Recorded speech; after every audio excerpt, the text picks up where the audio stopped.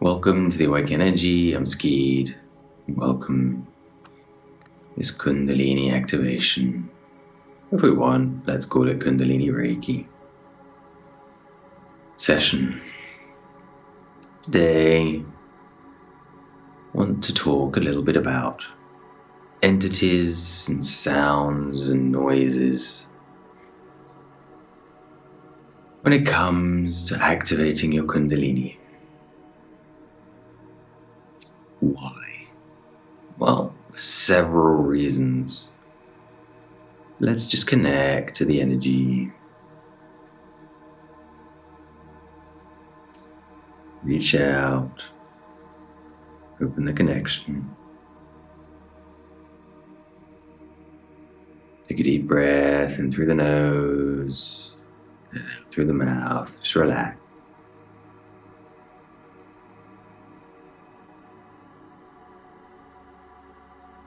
Now, when we're awakening our Kundalini,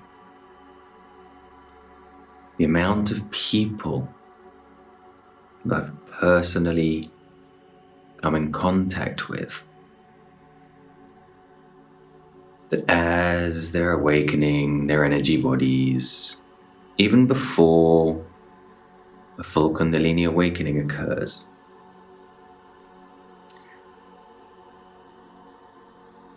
they happen to all have one phenomenon occur. And this is, they contact a past relative or very close friend. If it's a past relative, it tends to be perhaps a mother or father or brother or sister, or perhaps grandparent that's passed. Occasionally it goes a few generations higher up. And they connect with these ancestral spirits. And they talk to them. I myself had the same experience. Because there's a message that needs to be passed. And of course, once you connect, you can stay connected. However, that is not the only phenomenon. There are other phenomenons that people start hearing. Noises, rumbles, knocks, a name being called, voices.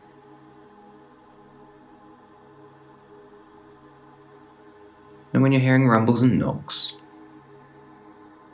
this could be someone trying to get your attention, or something trying to get your attention. Or it could be you tuning in to what we call the Schumann resonance. But it's the Earth's vibration, which is like this low rumble. Many people have this. And it turns into just this constant rumble. Some people find it very annoying, and others find it very relaxing, depending on your point of view, your perspective. And of course, there's the tinnitus, the ringing in your ears. Many people get this one, which seems to be something very similar to the sound of the earth, perhaps just on a slightly higher octave.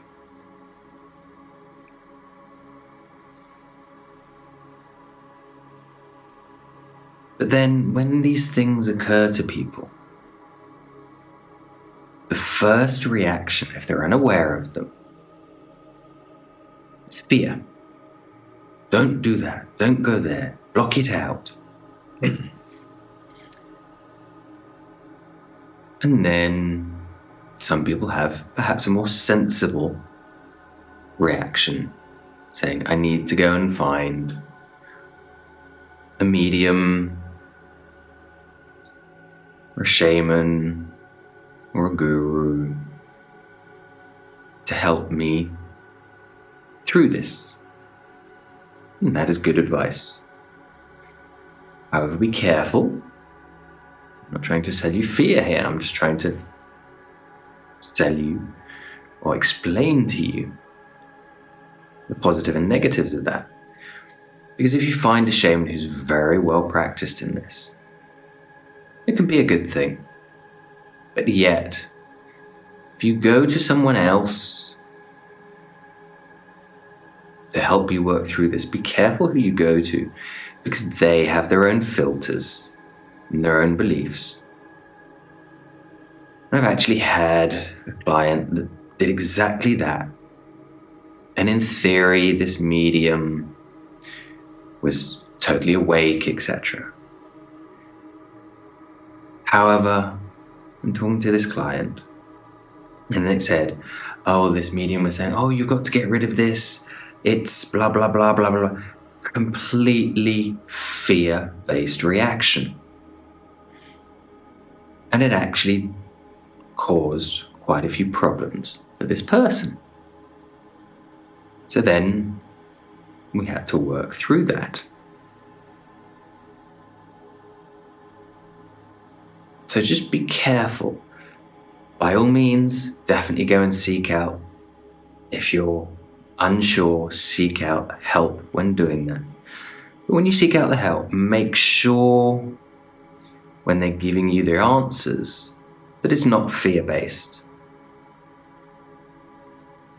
Because if there are any fear-based answers, or on top any very definite, very specific answers, because the more specific the answer, the more they are going through their own personal beliefs and filters. And of course, that will lead to mistakes through interpretation. Just like when someone is quoted of saying, and it's been translated through 3 languages. Obviously, that's not a quote. There have been changes through translations. It's exactly the same thing. Anyone who's played Chinese whispers,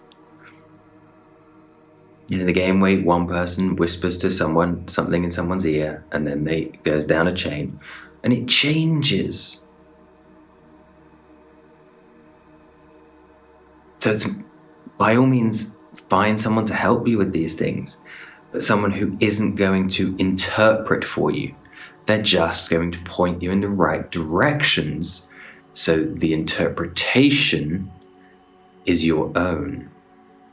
And when you interpret these things, you must come from a place of no fear, of respect, non-duality, no good, no bad. And at the same time, if you do hear voices, or you might not hear the voices in a spoken word, you might get sort of feelings. Obviously, if these things are trying to say something negative or do harm, then obviously push them aside, work through it, and then perhaps you might wish to seek help. Because we all know regular psychology, psychiatry.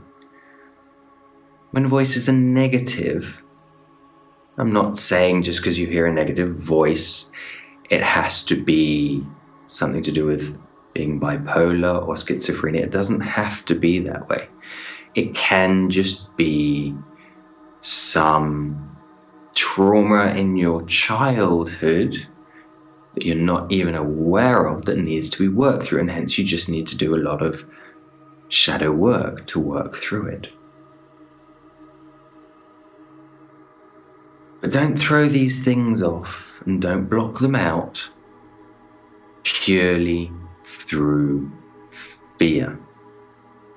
Because as I said, many people have a very amazing, awesome, wonderful experience talking to a past loved one. Other people start having major intuitions that can actually, if you listen to them, point you in the right direction, save you from bad things happening. Voices and feelings. Personally, I've always had them. As a kid, I can remember having these things. That's how, for me personally, I never got in trouble at school. Not that I didn't get up to no good, but I always followed these feelings, these intuitions, these voices. When they said you can't do it today, I didn't. And there would be times that my friends would go and do something. I said, I'm not going. And guess what? They would get caught. Or other times we would be out doing something and suddenly say, get out of there. And so I did. My friends that knew me came with me. The ones that didn't ended up getting caught. And then other intuitions or voices alerting me to perhaps people that might be suddenly about to pass that you don't know, you're not expecting. For example, for me, there was a train that I was supposed to get on, and thanks, I'm not going to go into the whole story, but thanks to listening to these, I avoided this train. And yes, that train ended up having a bomb on it and exploding. And I can list and list and list these events that have happened to me. So just because you hear a voice in your head or you get a funny feeling, doesn't mean to say fear it. It means listen to it. It said fear less, respectful, and if it is a positive piece of information, and when I say positive, I mean non-harmful, then perhaps you might wish to listen to it. And if you listen to it, it might happen more often. Again, I can tell you about other people who, for example, are typical. They're driving down a road and they suddenly get this intuition, pull over here.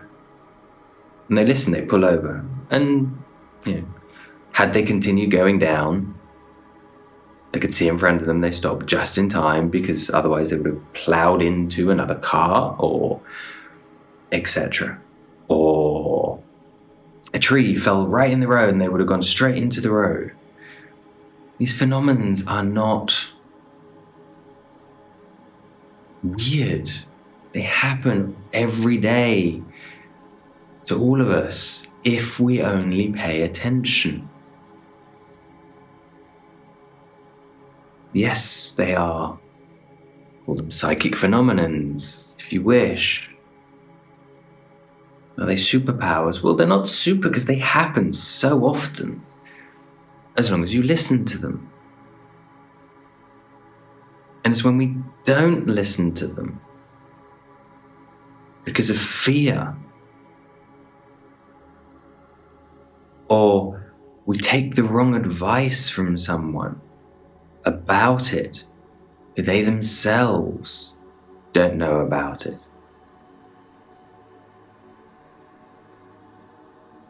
Because they're interpreting it through their filters. So when I'm doing this work, perhaps I hear, or talking about past relatives, I might interpret that the past relative of a client is coming through. Now, I'm not going to be a direct medium for them. I might inform the client of it happening,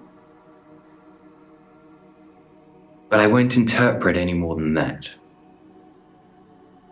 Because I know when I make the interpretation, there will be errors.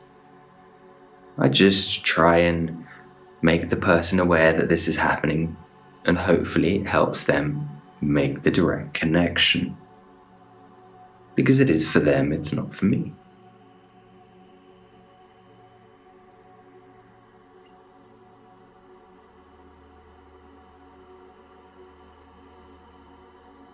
Other strange phenomenon that can happen with this. Instead, you might have seen on YouTube all these demos of people moving around, and I've got a couple on my channel as well, people talking in voices, light languages, moving around. The most typical demos tend to be of people having energy orgasms because it's the most shock and awe. However, other phenomenons is, for example, the energy is so heavy, like gravity, and it just pushes you to the floor and pushes you to the floor. And it can happen that after the session, there's so much energy that you're still stuck there and your body can't move. It's very common, a fear-based reaction after astral projection. You can't move because you've left your body. And when you come back, you haven't quite reconnected. And there's a syndrome, I can't remember the name of the syndrome right now. And people fear it. So when you wake up, it's like you can't move. This can also happen during Reiki and Kundalini activation sessions. But as you just stay, sleep paralysis, that's the name. But you just stay there and you relax and you connect to your body, doing exercises. For example, if that happens to me with clients, very simple, you just keep them relaxed, keep them breathing. And then just every now and then you just touch their arm or touch their leg or their foot and help them reconnect to their body. And of course, they always reconnect.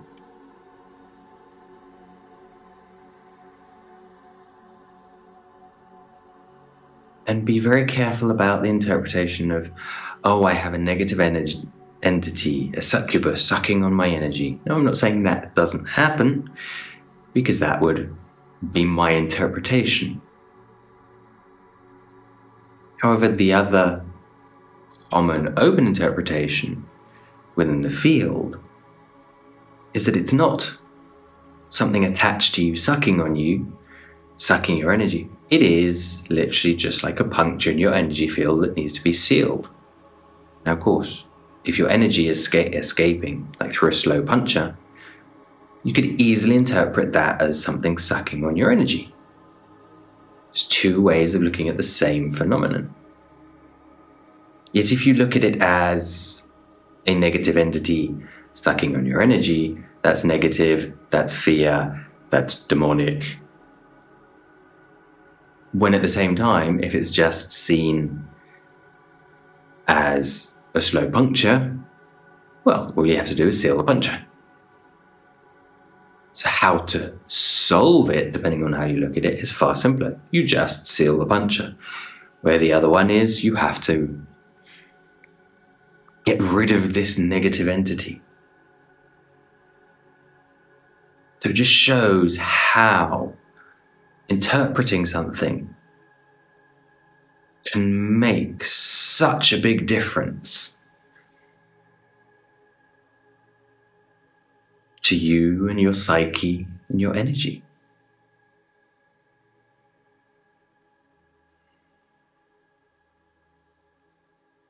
Namaste.